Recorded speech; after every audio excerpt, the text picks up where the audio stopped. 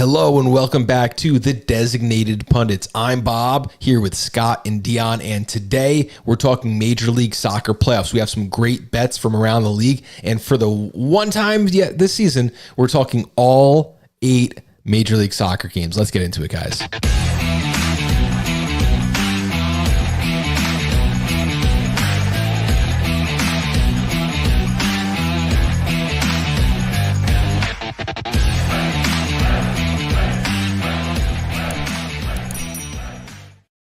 And before we get into it, I do want to just say, guys, thanks for sticking with us throughout the Major League Soccer season. Little content break there. Maybe missed 2 out of the last 4 or 5 weeks. I moved into a new house, so I'm in my new studio. No decorations yet, but we're here. That's why you might hear a little bit of an echo in my voice, but the excitement is real. We're talking all 8 Major League Soccer games, not because we have to, but because we actually have plays in all of them. And I think through the playoffs, we're just going to talk about every Major League Soccer game. All 8 games seem to be exciting. First week was every home team won with the exception of, was it NYCFC? Yeah, they beat the Charlotte in Charlotte there. Let's hope that things are a little more fun this week, guys. I mean, there's still plenty of fun to be had. Oh, yeah. But I mean, yeah. Look, I think there's some interesting picks here, for sure, and genuinely, I can't wait to hear you guys talk about them. Sounds great. We can't wait to get into it. So let's start the show. NYCFC, they're hosting Charlotte FC Saturday. That is 6 p.m. Eastern time. I love how the games, you get to watch every game of the playoffs. They have that skewed start time. Absolutely love it. NYCFC, the only away team to win on the first time through. 1-0 win in a match that they also won the XG battle, 1.5 to 0.49. This time they're at home with Charlotte facing elimination. NYCFC won their first home match September 20th versus Charlotte by a 2-0 scoreline. Do we get a repeat? Tough. I actually do think I favor NYCFC in this, mostly because it's at Yankee Stadium. That is historically the great equalizer for them. It's not the great equalizer. It's the great, just putting your foot on the teammate there. Home odds reflect that. -145 for NYCFC, while Charlotte is +320 for the win. Over under 2.5 goals, -162 for the over. +126 on the under. Seems like long odds, but that's actually about as good as we get nowadays with this 2.5 goal prop. I have an official play, and Deon, you have an official play, one that we don't hear very much of because until the playoffs, a lot of these markets don't open up on Thursday. So you actually took a corner prop bet. Yes, I did on this one because I want to lean towards NYCFC getting the job done here at home. I got a feeling Zaha's back. Zaha was suspended in match day 1 for Charlotte. So I think with him coming back, it could be a little bit better for Charlotte. So I stayed away from one team or the other. But yeah, I went with the corners. For NYCFC, I went for over 10.5. NYCFC, 3 out of their last 5, they did it. Also Charlotte, 3 out of their last 5 matches were over 10.5. And in their first match against each other, in match day 1, there was 15. So I like the odds at 115. So I went with over 10.5 corners. When I think of corners, I normally think of like free shooting teams. I do like that play. 10.5 corners +115, especially when it just happened. Charlotte, I think they have some fight left. Zaha's going to be back, but without Pep Biel, they won 2 and lost 3 of their last 5 matches. I think they need to get frisky here. I think it's going to be a weird match, and I do favor Charlotte very, very slightly in this one. I'm going to take the double chance at +105. It was almost a 0-0 draw. I think that goal was like the 78th minute, something like that in the last match. And in the playoffs, like you go into penalties, it doesn't matter. Whatever the game is at the whistle, that's the payout. That's the bet that you get. So Charlotte wins in 90 or an draw going into overtime. I like that a lot. NYCFC, they lost their last 2 home matches, 1-2 to Seattle and 4-0 to Miami. They have 11 home wins and 6 home losses. They have not drawn at home this season, but they only have a +7 goal differential. It doesn't feel like the home advantage they've enjoyed in years past, and for that reason, my official play is going to be Charlotte facing elimination. I think they squeak out just enough here. Double chance, +105. Deon's going to join in with an over of 10.5 corners at +115. Scott. I have a question before you wrap this one up. I can get behind your logic. I said earlier, I favor NYCFC at home. That's fair. Whatever. I get your logic behind Charlotte really being able to squeak something out. NYCFC has a total of 0 home draws over the season. I get that the playoffs are a little different, but I almost would feel like if you favor Charlotte, just bet on Charlotte. Yeah, so it's the elimination thing for me. Like, I think a lot of these teams might come out a little slower this week. If you won your first leg and you're going on the road now, I feel like a lot of these teams are going to play to lower totals. And for NYC, it's the opposite, right? They have a game in hand. They don't need to show their hand. They don't need to expose anything. And I think that a lower scoring game is going to favor Charlotte. Well, NYCFC, if they're going to win, they're going to win 3-4-0. Yeah, I get it, but why did they not draw at home? Like, I don't see any reason. It's not like they were so aggressive at home. They were blowing people. Like, they just didn't happen to get any draws. I don't know. Yeah, it's like 11-6. Their home record. Like, they're good, not great. I don't know. There's just an element of like a draw's not good enough for Charlotte. I see them playing to a win, or I see them playing to a loss. I do agree there.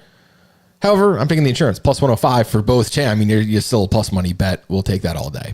Playoffs or shootouts are good for them, so I guess that's fine. Heading now to the Chicago Fire. They're hosting the Philadelphia Union. Chicago 15-8-11 on the season, while the Philly is a 21 team, 6 draws and 8 losses. This one's going to be at Soldier Field after Philadelphia took the first leg. Philadelphia won the first leg in shootouts.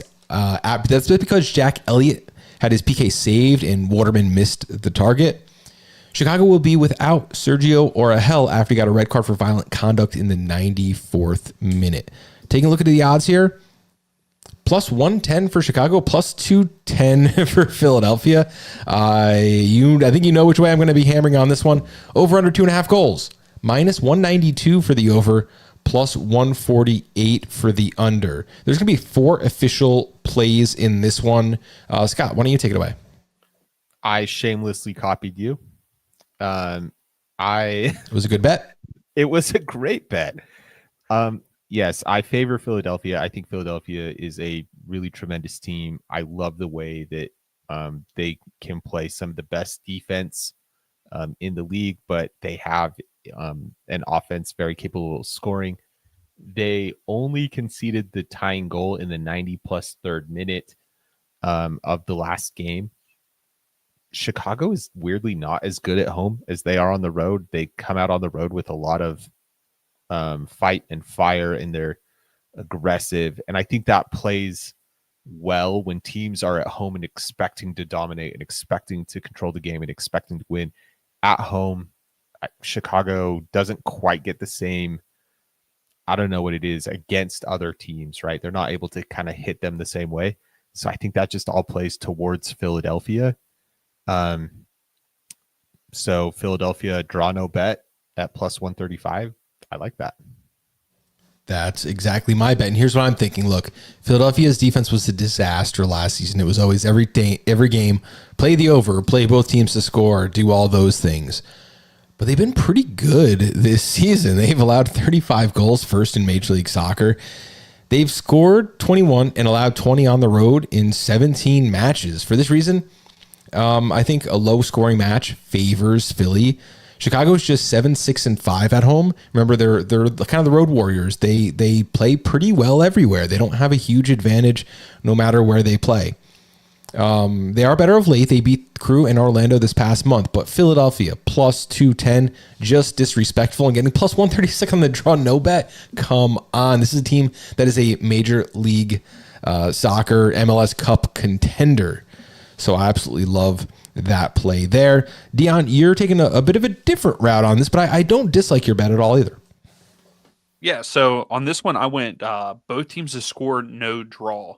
And really, the main reason I went with that is their first game didn't end in a draw, and I don't think either team is going to want that. Philadelphia's on the road. If they win, they move on. Chicago are fighting. So it's one of those things, I think, at the very end of the game, if there is a goal that's needed either way to get that win, I think that we're going to see an outright winner in this one. And that's why I went with that. But I see both Chicago the team on the side of that like craziness on decision day. Yeah, I like it. I do think that either one are going to be pushing to get their team over the line. You have 3 official plays, myself and Scott. Philadelphia draw no bet plus 136, and Deon, both teams to score no draw at plus 110. Headed now to Nashville. They are hosting Inter Miami. Miami won 3-1 in the first leg, and they had 5 big chances, scoring only 3 goals. Total match 2.96 XG. I'm liking that. I think that there's going to be a lot of action in this match between these two sides. Over under 2.5 goals, minus 295 for the over, plus 220 for the under if you like that bet. A little graphic mishap on this one. We do have 3 official plays, myself, Deon, and Scott. Deon, why don't you let us know what you think about this match first? I could see. I was very disappointed in the way Nashville performed in match day 1. It was awful. The defense, I can't remember who the other center back is. Not Zimmerman. Is it Palacios? Is that who it is? No. Omer. No, it wasn't Mayor. No, it was not. Josh Bauer, one of those guys. No, it wasn't that either. But whoever it was, they didn't mark Messi. Messi's header, the first goal, was awful. It should have never even happened. But that's my worry in this one is Nashville's defense. Yes, I know it's Messi and he's, the best player ever, people will say. But I think that we're going to see a lot of goals in this one. I mean, the last time that they played at Geo's Park was on decision day, and we had 7 goals in that game. And right now, Miami themselves are averaging over or just at 3 goals a game in their last 5. So I went with over 3.5 at the negative 106 in this one, just because I feel like we're going to see almost like we did at decision day. It's going to be goals galore. I love it. Miami and Nashville have played 3 times. Miami's beaten Nashville all 3 times. All 3 went over 2.5 goals. There were 14 goals total in those 3 matches. And in the last 3 weeks in their 2 meetings, Miami's up 8 goals to 3. I see it exactly the same way you see it. Send the goals, minus 106 for over 3.5 goals. Loving that bet. And I bet Scott's going to tell us exactly who's going to be doing that scoring. At least one of them. I'm doing something I've actually never done before. I am going to make a specific bet on Lionel Messi to do a thing. And that's to score a goal. He has 5 goals in the last 2 games against Nashville. So go on, I guess, and score another one. That's it. Minus 130. Look, you could easily talk me into putting a multi-goal bet on Messi in this game because of what has happened in the last 2 games. I totally buy all of that. I think both of these teams, Miami doesn't know another way to play. They're not going to sit back. That's very not in their identity. Nashville needs something out of this game. Goals. Love it. Just checking on the defense there. Last matchup had Zimmerman and Palacios as center backs. Nahar and Lovitz were the fullbacks. They were both subbed out before the end of the match. That's how well of a night they had. All ranked, in that 6.5 or lower range on the day. 3 official picks here. Nashville hosting Inter Miami. Over 3.5 goals for myself and Deon, and Scott taking Messi, minus 130. Next up, the Portland Timbers host San Diego FC. San Diego won 2-1 last weekend, bringing their season total against Portland to 2 wins, 1 draw, and no losses, with 6 goals scored and 1 goal conceded. Taking a look at the odds here, Portland plus 160 as a home team, and plus 135 for San Diego if you like the away team to win. So you have a away favorite in this one. Over 2.5 goals, minus 210. Under 2.5 goals, plus 162. If you're watching along, you could see the team totals here on this play also. One official play, that's me. So I'm going to throw over to Scott and talk me through this and why specifically didn't you have a bet? Could you not find anything to work, or are you avoiding this with prejudice? I'm not avoiding this with prejudice. I will be honest. I am just like a little rushed today. I didn't have as much time to prepare. Otherwise, I absolutely would have found something in San Diego's favor for this, even if it was just straight San Diego to win at plus 135. San Diego's a really, really good team. They can do a lot of things. I don't have a lot of trust in Portland. They managed to figure it out against a really bad RSL team in the play-in. And there were times there where I was still not sure they were going to do it. San Diego doesn't have that frailty. And so, yeah, pro San Diego.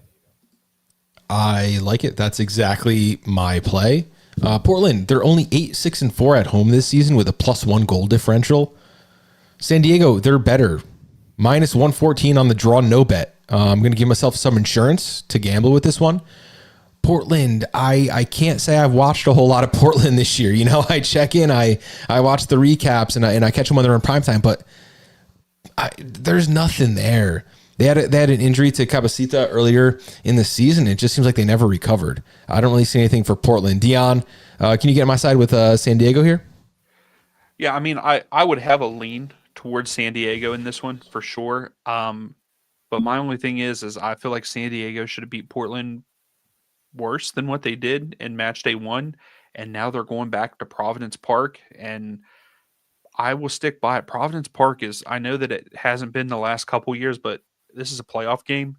Providence Park is a hard place to play, and I think that it's going to be closer than what we think, but I still would lean towards San Diego to win it. One official play myself, San Diego, draw no bet, minus 114. Moving on now, FC Dallas versus the Vancouver Whitecaps. A not good team versus a very good team. End of cap. Let's go on to the next. No. We got to talk about the odds here. Plus 210 if you like FC Dallas. Plus 100 if you like Vancouver. Minus 215 for the over on 2.5 goals. Plus 164 if you favor the under. There are 3 official plays. They're all Vancouver heavy, and it's for a reason.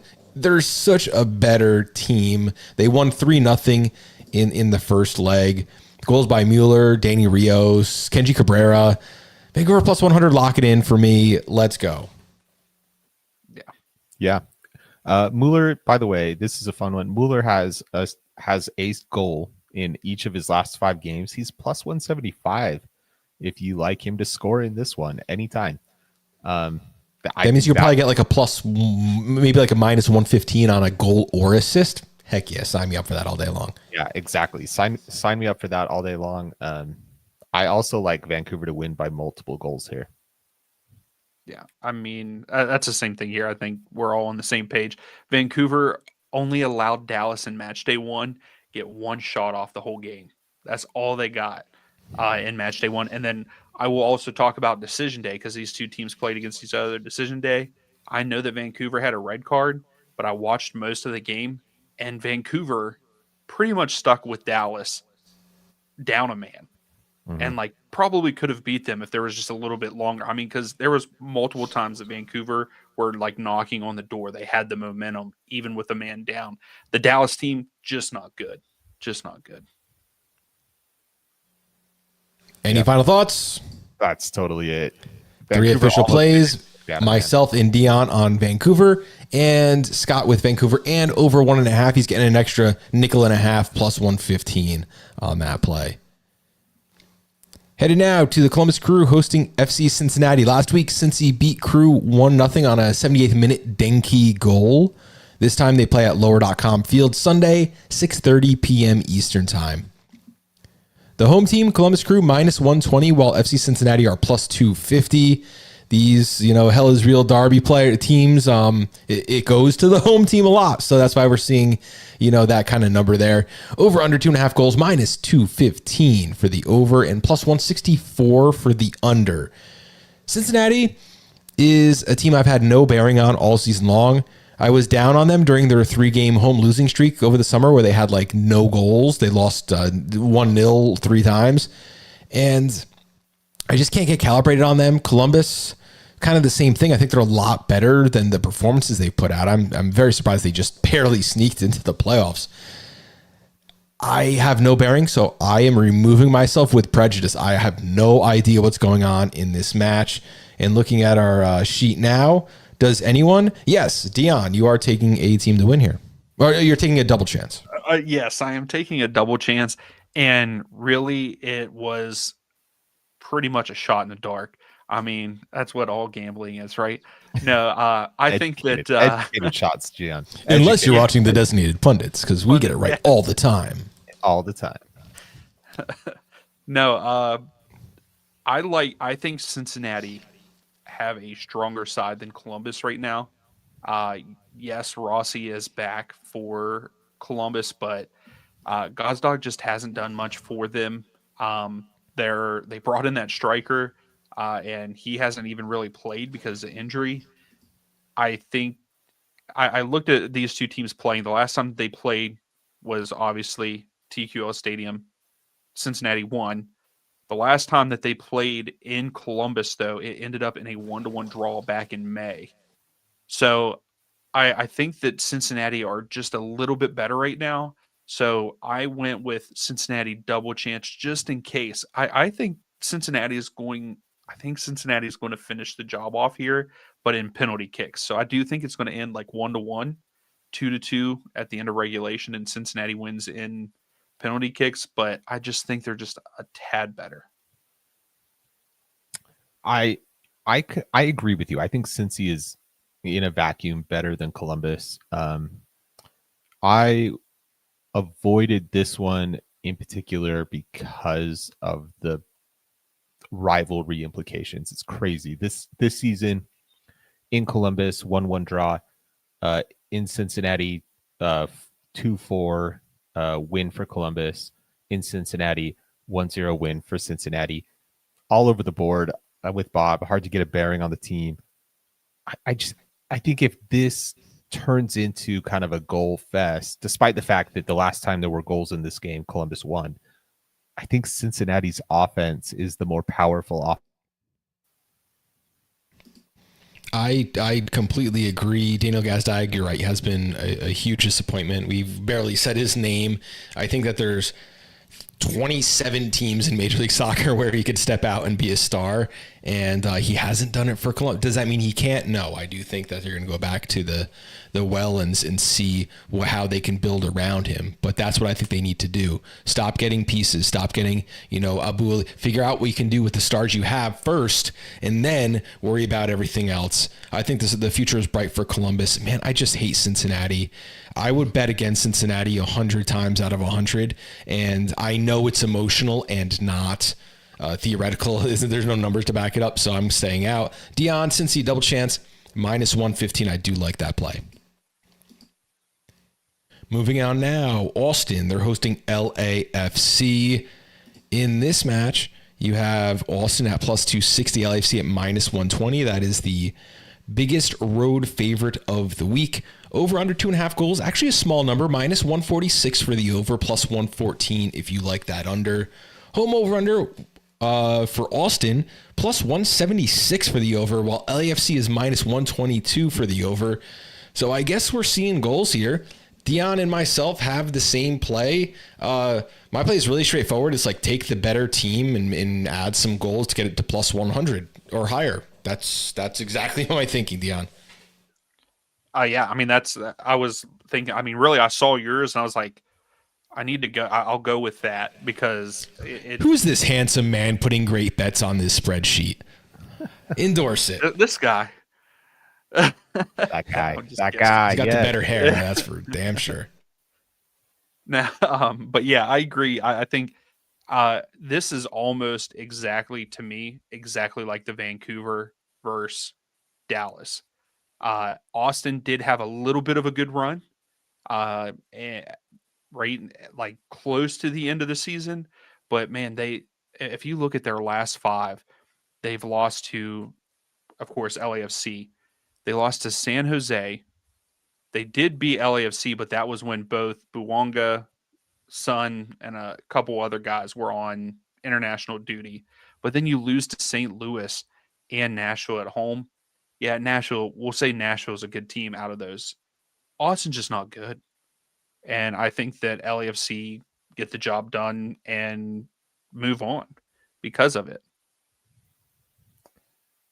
Absolutely. Yeah, 2 official plays. LAFC over 1.5 plus 117. Bob and Deon. Scott, you were winding up like you had something to say. If anyone watching at home, it's like it was such a pronounced. I have something to say, and then nothing came out. I'm so sorry. Viewers, listeners, that is my fault. I was winding up. Bob was right. Interestingly, the last win in Austin's last 5 games, the only win in their last 5 games, is a 1-0 win against LAFC in Austin. Guess who didn't play that night for LAFC? No points for knowing that Son and Buwanga were away on international duty and did not play. So yeah, I don't think that is like necessarily a huge thing, but Austin's record at home is very low scoring. 18 goals for, 16 goals against over the season, right? This is still a team that has managed to keep these ones really, really close. So, well, I'm with you. I very strongly favor LAFC. I think this could be a really close game. The last one was only 2-1. As Edgar here is saying, LAFC fans were very nervous, and now they feel more confident.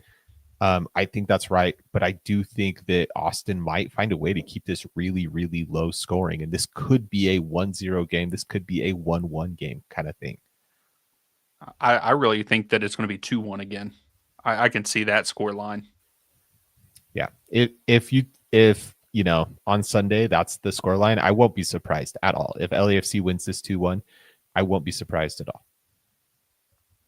Edgar, great guy. I worked with him. He's from Nexus News Across the Galaxy. Really, really fun podcast. I saw him when Red Bull was facing off against LA, and I had to do media week for like a week. We were on the same podcast every single night, like 2 or 3 times. It's like, Bob, oh yeah, who we have today? It's Edgar. I'm like, oh man, there he is again. Hopefully we get to do that again for an MLS Cup soon. Would be nice if either one of our teams did anything. Did I mention the official plays? 2 official plays. LAFC over 1.5 plus 117. Going to finish up now. The Seattle Sounders are hosting Minnesota United. Seattle is 10-6-1 at home, only losing to Minnesota 3-2 on June 1st. There's a little bit of parity for you. Home odds, minus 165 if you like the Seattle Sounders, plus 410 for Minnesota United. Over under 2.5 goals, minus 172 for the over, plus 134 for the under. I have an official play in this match, and that is our only official play. Scott, why don't you talk us through how you would approach this? I would approach this with a great deal of caution. I've really struggled to get a bearing on Minnesota this season. Sometimes they are fantastic. They were a wonderful first half team for huge chunks of the season. And then sometimes they are just dreadful, and you just really don't understand that how those guys are professional players. And you're like, are they the evil twins who never saw this ball, in their life? Seattle has been a team that we expected to do traditional Seattle things. I really expected them to get hot, and they didn't get as hot as you thought they would do. They've underperformed in some ways, and this last game, 0-0, going to penalties. Minnesota wins that 3-2 on penalties. Oof, brutal. This is going to be in Seattle. I would lean Seattle, but probably not a lot of goals. I think that's how I would see it. Yeah, I see that exactly the same way. Edgar's saying, funny, these 2 teams are facing each other. They didn't want to play each other, and they got each other. I agree. I looked a little deeper into what was going on here, and look, the XG for last game wasn't bad. right? They're Seattle keeping it low bummed it. scoring as of late. Seattle's last game is Minnesota, was a 0-0 draw in Minnesota. And while the XG was high, I don't think the failure to score was a fluke. I think they're just not surgical right now. I was actually shocked to see Danny Musovski's like almost even with goals minus expected goals. I thought it was going to be way lower. I just don't see like he's good. He's a volume guy. Does he have that flash that makes me like, oh yeah, I want him on my team? No, I don't see him as being one of those players. Again, his stats do not back that opinion up. Maybe just when I turn on the TV, he's like hitting bombs. Danny Musovski is an XG darling, right? He basically scores the goals he should score most of the time. He's, and then for the odd one that he misses, he scores the odd one that he shouldn't score. And so it just sort of evens out for him. But he's not like, he's a good forward, but he's not like that guy that is going to overperform his XG all the time, that is actually going to carry you places. And that is the tough thing when he is a guy that is carrying huge minutes for you. Yeah, I agree there. Seattle, I mean, they're on to, plan D at this point for their offense. They've scored 2 goals just twice in their last 7 matches. As for Minnesota, they're either beating teams by 3 goals or blank, nothing. It's just so hot or cold. I have one official play. It's going to be the under on 2.5 goals plus 134. There were quite a few games in the first week that went under 2.5, and we have huge plus money plays still. Again, I think these teams are going to come out and not try to beat the other opponent in the first 5 minutes. I think they're going to try to keep the mistakes to a minimum, and I think that's going to be a kind of a boring, cagey game. That might favor Minnesota. Who knows? I can't bet on the outcome of this match, but I do think we're going to see a lower score total on this one. Official plays. We got Deon jumping on the scoreboard with 1, 2, 3, 4, 5, 6 games. I have 7. Scott has 3. These are official plays. If you guys are following on YouTube or Spotify now with video, you can see them all there, or hit up Twitter. We post all our stuff there. Guys, it has been fantastic to get back in my new studio. I need to do some sound dampening. I'm hearing myself echo. Hopefully it's not as bad on the recording as it is in real life. But thank you guys so much for being here. Scott, Deon, it's been a pleasure all season long. And we're going to be doing this all the way up to MLS Cup. And then you know what happens on the off season. We got to talk about all 30 Major League Soccer teams, and we're bringing you that content. Make sure you subscribe so you hit that bell icon, get notified every time we go live, which will be Thursday night. Tuesdays once in a while with a recap. Kind of a dead market right now, but we're going to get back into that in the off season. Guys, thank you so much, and thank you for watching the Designated Pundits.